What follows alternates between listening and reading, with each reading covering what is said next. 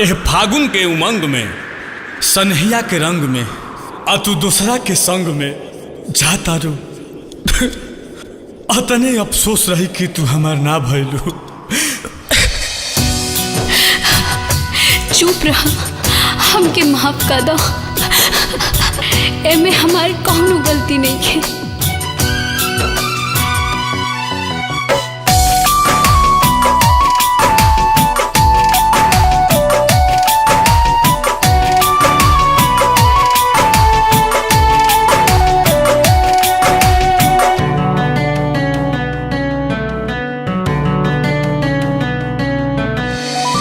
करेला तू प्यार जादी गिरिया बा हमार जानी रोई हाय लफार जी। करेला तू प्यार जादी गिरिया बा हमार जानी रोई हाय लफार जी।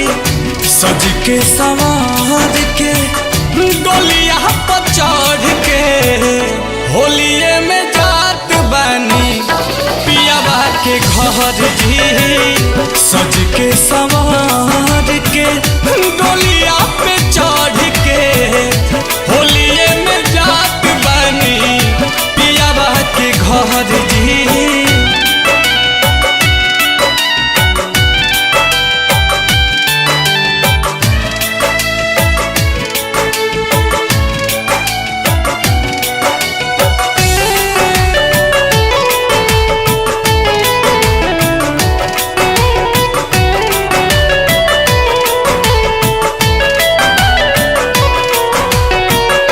हर साल रंगवा खेलला रही के हमारा साथ में बाटे मजबूरी मेहंदी रचल बाटे हाथ में। अब हम कुछ न कर सकेनी। हर साल रंगवा खेलला रही के हमारा साथ में बाटे मजबूरी मेहंदी रचल बाटे हाथ में। लवटी के आइब फेरुआ बिरिया लगाइब दिल में रखी हो सवार जी। सज के सवार के डोलिया में चढ़ के होलिये में जात बानी पियावा के घर जी। सज के सवार के डोलिया में चढ़ के होलिये में जात बानी पियावा के घर जी।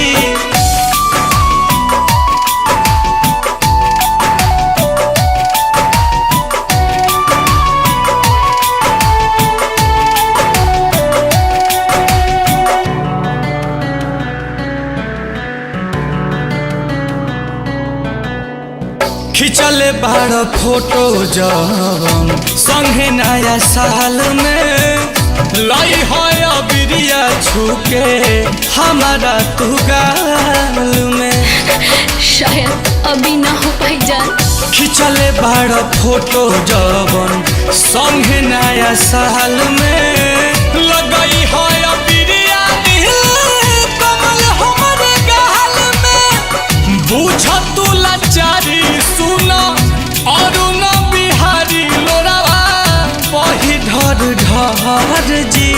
सज के सवार के डोलिया में चढ़ के होलिये में जात बानी पियावा के घर जी। सज के सवार के डोलिये में चढ़ के होलिये में जात बानी पियावा के घर जी। जाता नहीं जान, अपन ख्याल रखिए।